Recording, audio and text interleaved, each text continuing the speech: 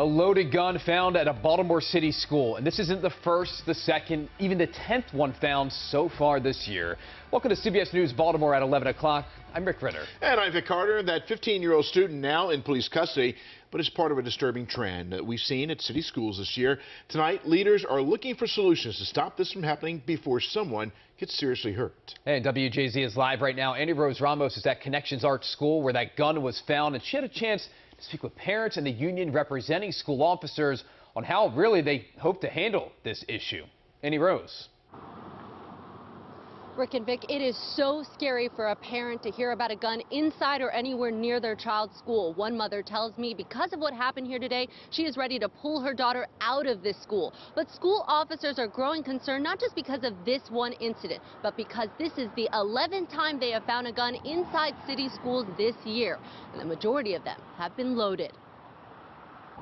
Students bringing guns to school. My knee-jerk reaction as a parent to hearing about loaded guns in schools is just to be, terrified and afraid. Take a look at this loaded handgun found on a 15-year-old student Thursday morning at Connections Art School. A mother of a student at Bard School, which shares the same building, says this isn't surprising. They have had a numerous amount of threats. I know some kids have already transferred, and we are getting ready to transfer her as well. This is the 11th gun found in city schools so far this year. These are photos of some of them. On average, 5 guns per year are recovered. This increase causing concern among school officers. They're scared that in one of these incidents, we're not going to be as lucky, that the firearm will be used. The union president for the police force in city schools now advocating for the officers to be armed. Right now, they carry pepper spray and batons, but their guns stay locked up. It's a huge concern of our police officers that they don't have every tool available to be able to stop a threat. I would be strongly opposed to having them armed. Some parents disagree, like Rachel Duncan, who has 2 children in Baltimore City Middle School. Nobody sends their child into kindergarten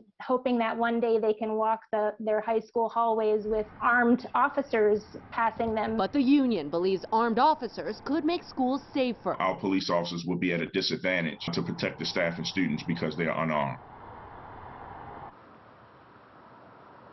Now, Vic, in May, the school's police policy is up for revision. Next month, there will be a virtual meeting for folks to discuss whether or not there should be any changes made to it, including whether they'll allow school officers to be armed during school hours. I'm Annie Rose Ramos, reporting for CBS News, Baltimore.